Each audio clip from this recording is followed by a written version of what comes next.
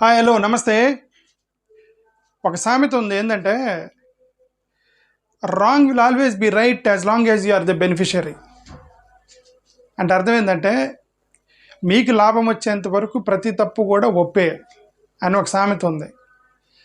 అంటే for example మీరు cricket ఆడుతున్నారు అనుకోండి, మీరు బ్యాటింగ్ చేస్తున్నారు, నీ బౌలరు రాంగ్ చేస్తున్నాడు, నువ్వు బ్యాటింగ్ చేసేటప్పుడు బౌలర్ రాంగ్ చేస్తున్నాడు, ఫీల్డర్ తప్పు చేస్తున్నాడు, కీపర్ తప్పు చేస్తున్నాడు, then you will be so happy.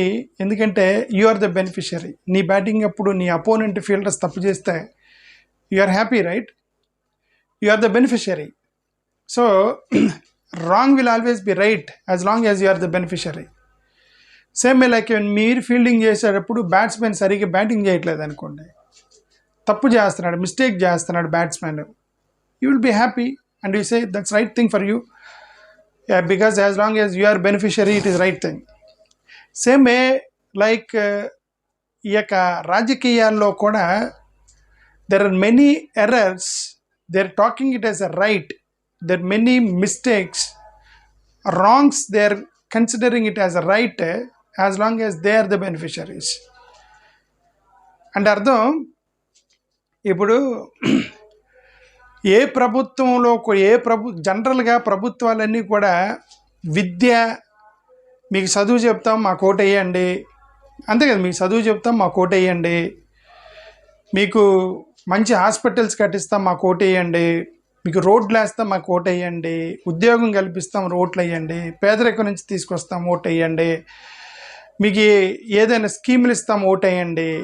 కానీ భారతదేశంలో ఈ మధ్య వాళ్ళు ఇచ్చేటువంటి రాజకీయ స్లోగాన్స్ ఏంటంటే మీకు నాణ్యమైన మద్యం ఇస్తాము మాకు ఓటు వేయండి, కల్తీ లేని మద్యం ఇస్తాం మాకు ఓటు వేయండి, ఇక తర్వాత సిగరెట్ ప్యాకెట్లు ఇస్తాం మాకు ఓటు వేయండి, తర్వాత గుట్కా ప్యాకెట్లు ఇస్తాం ఓటు వేయండి జనరల్గా అంటారు, right? Because as long as they are the beneficiary. భారతదేశం అసలుకి అట్లాంటివి డ్రింకింగ్ స్మోకింగ్ సంబంధించి అడ్వర్టైజ్మెంట్ ఇవ్వటానికి కూడా భారతదేశం బ్యాన్ చేసినటువంటి అతిపెద్ద రిజెక్టెడ్ యాక్టివిటీ ఏమనుందంటే డ్రింకింగ్ స్మోకింగ్. అలాంటిది రాజకీయ నాయకులు పబ్లిక్గా ప్రసంగాలు పెట్టి మాకు ఓటేయండి అని అడుగుతున్నారు అని అంటే, తప్పుగా భావించేటువంటి దాన్ని పబ్లిక్గా ఓటేయండి అని అడుగుతున్నారంటే because they are beneficiaries at somewhat. అది మీరు మిస్టేక్ చేస్తున్నారు, వాళ్ళకి బెనిఫిట్ వస్తుంది. వాళ్ళ బెనిఫిట్ ఏంది? నువ్వు తాగితే గవర్నమెంట్కి ఇన్కమ్ వస్తుంది, వాళ్ళకి కమిషన్స్ వస్తున్నాయి. వాళ్ళకి కమిషన్స్ వచ్చేంత వరకు, గవర్నమెంట్కి ఇన్కమ్ వచ్చేంత వరకు మద్యపాన నిషేధం చేయటం కానీ, సిగరెట్లు ఆపటం కానీ, గుట్కాలు ఆపటం కానీ ఏమి చెయ్యరు. ఎందుకు? వాళ్ళకి ఇన్కమ్ వస్తుంది కాబట్టి. సో ఇక్కడ చాలా సర్ప్రైజింగ్గా చూడండి, ఆంధ్రప్రదేశ్లో చాలామంది తాగి రోడ్ల మీద పడుతున్నారు. దీనికి ఎవరు బాధ్యులు? ఇదిగో చూడు, తాగి గవర్నమెంట్ హాస్పిటల్కి వచ్చి రచ్చ చేస్తున్నారు. ఇది వీళ్ళు ఎవరో తాగారు. ఇది ఎక్కడ? మచిలీపట్నం గవర్నమెంట్ హాస్పిటల్ అంట. ఫుల్గా తాగి వచ్చారు హాస్పిటల్లో బట్టి రచ్చ చేస్తున్నారు, కొట్టుకుంటారు. నేను ఆ వీడియో పంపించారు కానీ నేను వీడియో చూపించట్లా, ఎందుకంటే ఇది మళ్ళీ కమ్యూనిటీ గైడ్లైన్స్ ఏం వస్తాయిగా. ఇక్కడ చూడండి, బాలలకు విచ్చలవిడిగా మద్యం సరఫరా. ఎవరికి? బాలలకి. చిన్నపిల్లలు ఉన్నారు, చిన్నపిల్లలకి మందు పోయటం ఏందండి? చిన్నపిల్లలకి మందు పోయటం చాలా. ఇక చదువుతున్నారు చూడండి, బాలలకు విచ్చలవిడిగా మద్యం సరఫరా, నిబంధనలకు విరుద్ధంగా అమ్మకాలు, యథేచ్ఛగా పర్మిట్ రూములు ఏర్పాటు, మైనర్లకు మద్యం సరఫరా చేస్తున్న వైనం, మామూలు మత్తులో ఎక్సైజ్ అధికారులు, కూటమి ప్రభుత్వ తీరుపై తీవ్ర విమర్శలు. ఇది ఎక్కడంట?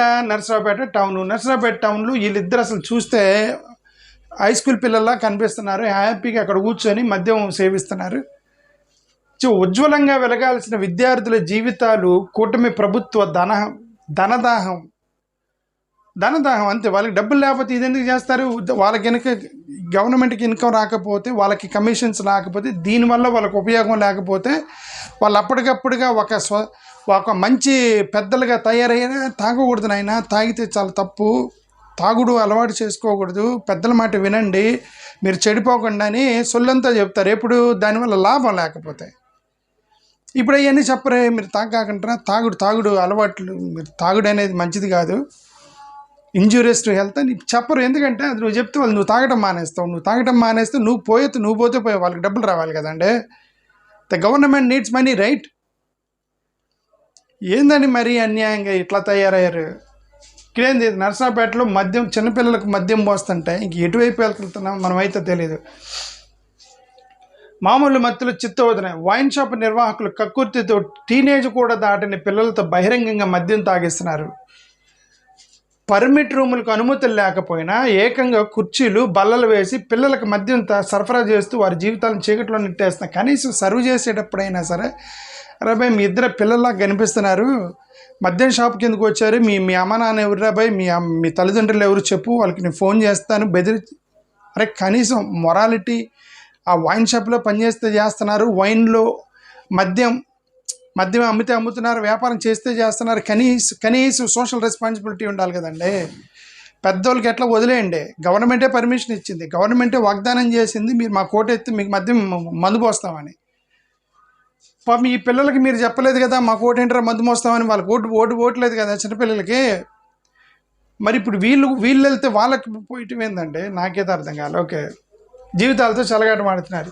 రాష్ట్రంలో కూటమి ప్రభుత్వం అధికారంలోకి వచ్చాక మద్యం విధానాన్ని ప్రైవేటు వ్యక్తుల చేతుల్లోకి తీసుకెళ్ళింది. అంతే, కొద్దిగా గవర్నమెంట్ అయితే రెస్పాన్సిబుల్గా ఉండిద్ది. ప్రైవేట్ వాళ్ళు ఏంది, వాళ్ళకి డబ్బులు కావాలి, లాభం రావాలి. ఆ రోజుకు ఒక సీసా బాటిల్ అమ్ముడిపోవాలి, ఆ సీసాకి 10 రూపాయలు కమ్మి మార్జిన్లో ప్రాఫిట్ రావాలి. ఎవడొచ్చి తాగితే వాళ్ళకి ఎందుకు?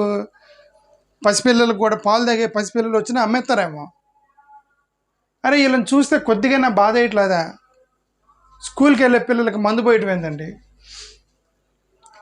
రాష్ట్రంలో కూటమి ప్రభుత్వం అధికారంలోకి వచ్చాక మద్యం విధానాన్ని ప్రైవేటు వ్యక్తులు చేతుల్లోకి తీసుకెళ్ళింది. ఓకే, వారికి టార్గెట్గా ఇచ్చి మరీ మద్యం అమ్మకాలకి తెరదీసింది.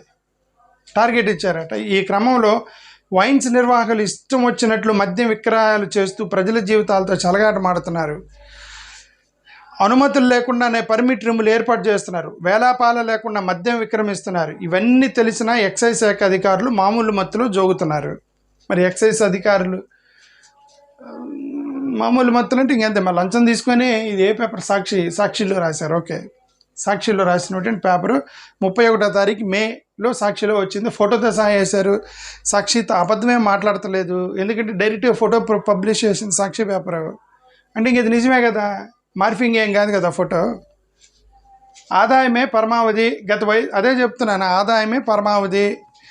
Every wrong will become right as long as you are the beneficiary. చిన్నపిల్లలు తాగడం తప్పు కాదు. ఎందుకు తప్పు కాదంటే గవర్నమెంట్కి డబ్బులు వస్తున్నాయి కాబట్టి, వాళ్ళకి లాభం వస్తుంది కాబట్టి. ఈ పిల్లలు తాగడం వల్ల గవర్నమెంట్కి డబ్బులు రాకపోతే, షాపులకి కనుక లాభం రాకపోతే, అప్పుడు ఆదర్శవంతులుగా తయారయ్యి ఆదర్శవంతమైన మాటలు చెప్తారు. చిన్నపిల్లలు మీరు తాగడం ఏందిరా అని. గత వైఎస్ఆర్సీపీ ప్రభుత్వంలో మద్యం దుకాణాలు సర్కారే నిర్వహించింది. ఆ క్రమంలో ప్రజలను మద్యానికి దూరం చేసేందుకు ప్రయత్నం చేసింది. తద్వారా యువత మద్యం జోలికి వెళ్లకుండా కట్టడి చేయగలిగింది. అయితే కూటమి ప్రభుత్వం అధికారంలోకి వచ్చే చివరికి మైనర్లకు కూడా మద్యం అందుబాటులోకి తీసుకొచ్చింది. నర్సరావుపేట రావిపాట రోడ్డులోని ఓ వైన్ షాపులో అనుమతులు లేకుండా పర్మిట్ రూమ్ ఏర్పాటు చేశారు. ఇక్కడ 18 ఏళ్ళు కూడా నిండని బాలల మద్యం తాగుతూ కనిపించారు. మైనర్లకు మద్యం విక్రయించరాదనే నిబంధనల నిర్వహణ తొంగలో దొక్కారు. వీటిపై ఎక్సైజ్ అధికారులు చర్యలు తీసుకోవడంతో విమర్శలు వెల్లువెత్తుతున్నాయి. మరి ఇప్పుడు ఫోటో వేశారు కాబట్టి ఇప్పుడు ఏమైనా వాళ్ళు చర్యలు తీసుకుంటారేమో చూద్దాం, అంతే మనం చేయగలిగింది. ఓకే, ఇది ఇక్కడ చూడండి, ఇది ఒక తాగి పడిపోయింది. ఇది యాక్సిడెంట్ అనుకుంటున్నారా? యాక్సిడెంట్ కాదు ఇది. నేను చూసి ఇదే యాక్సిడెంట్ అయింది, బండి గుద్దింది కాదంట. ఒక మహిళ తాగి రోడ్డు మీద పడుకుందంట. అండి. ఇక దీన్ని చూసి మనం ఏమనాలిక? జనరల్గా నీ ఆడవాళ్ళు తాగటం తెలంగాణలో చూశాను, కానీ ఇప్పుడు ఆంధ్రప్రదేశ్లో కూడా తాగటం మొదలెట్టారు ఆడవాళ్ళు. నాకు ఫస్ట్ టైం నేను చూస్తున్నాను. ఓకే, ఇట్లా రోడ్డు మీద. ఎందుకంటే జనరల్గా తెలంగాణలో ఆడవాళ్ళు కామన్గా తాగుతూ ఉంటారు.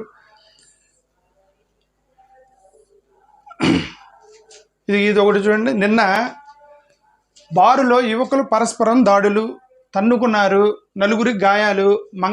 గుంటూరు జిల్లా మంగళగిరిలో ఆటోనగర్లో ఓ బారులో శుక్రవారం రాత్రి మద్యం మత్తులో యువకులు వీరంగం సృష్టించారు. మద్యం తాగిన యువకులు 2 వర్గాలుగా విడిపోయి ఘర్షణకు దిగడంతో 9 గాయాలు అయ్యాయి. మరి తనుకుంటారు, మద్యం తాగిన మత్తులో కొట్టుకుంటారు. మరి పోలీసులు సమాచారం అందించడం, బారు వద్దకు చేరుకుని గాయపడిన వారిని ఆసుపత్రి తరలించారు. వారిలో చినకాకానికి చెందిన పుల్లగూర రవిచంద్ర అనే యువకుడు ఆసుపత్రిలో చికిత్స పొందు మృతి చెందాడు. చనిపోయాడు ఆల్రెడీ. గొడవ కారణమైన యువకులను స్టేషన్కి తరలించారు. ఆల్రెడీ ఒక పిల్లోని చంపేశారు. దీనికి ఇప్పుడు ఎవరు బాధ్యత వహించాలంటే అసలు ఎందుకండి ఎన్టీ రామారావు గారు మద్యపాన నిషేధం చేయమన్నారు? ఏది మద్యపాన నిషేధం చేస్తానంటే తీసుకొచ్చి పెట్టింది ఎవరండి? మహిళలు ఏం చేస్తున్నారు? గతంలో మద్యపాన నిషేధం అంటే తెగ ఓట్లు కుమ్మేవాళ్ళు. ఇప్పుడు ఏమైంది? మహిళలకు ఏమైంది? వీళ్ళు కూడా తాగడం మొదలెట్టినట్టున్నారు మహిళలు కూడా. లేదంటే ఇప్పుడు వాళ్ళు డిమాండ్ చేయట్లేదు, గతంలో మద్యపాన నిషేధం చేయాలి, మా పిల్లలు మా భర్తలు తాగి చెడిపోతున్నారని చెప్పి గతంలో ఆడవాళ్ళు గొడవ చేసేవాళ్ళు. ఇప్పుడు ఎవరు గొడవ చేయట్లేదు. ఆడవాళ్ళు కూడా మనకైతే అర్థం కావట్లా. వాళ్ళు కూడా అలవాటు పడ్డారేంటి కోపం చేసి ఆడవాళ్ళు కూడా తాగటానికే. ఇంకదంతే. So sad.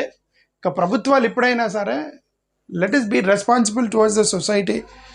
డబ్బులు ఈ రోజుకి తర్వాత అన్న మనం సంపాదించుకోవచ్చు, కానీ వాళ్ళ ఆరోగ్యం పోగొట్టి మన గవర్నమెంట్కి ఇన్కమ్ సృష్టించడం ఏంటి at the cost of people's health. Who told you to generate the income? What kind of governments are this? What kind of leaders are this? So surprised and very sad to see such news. Thank you. Namaskaram.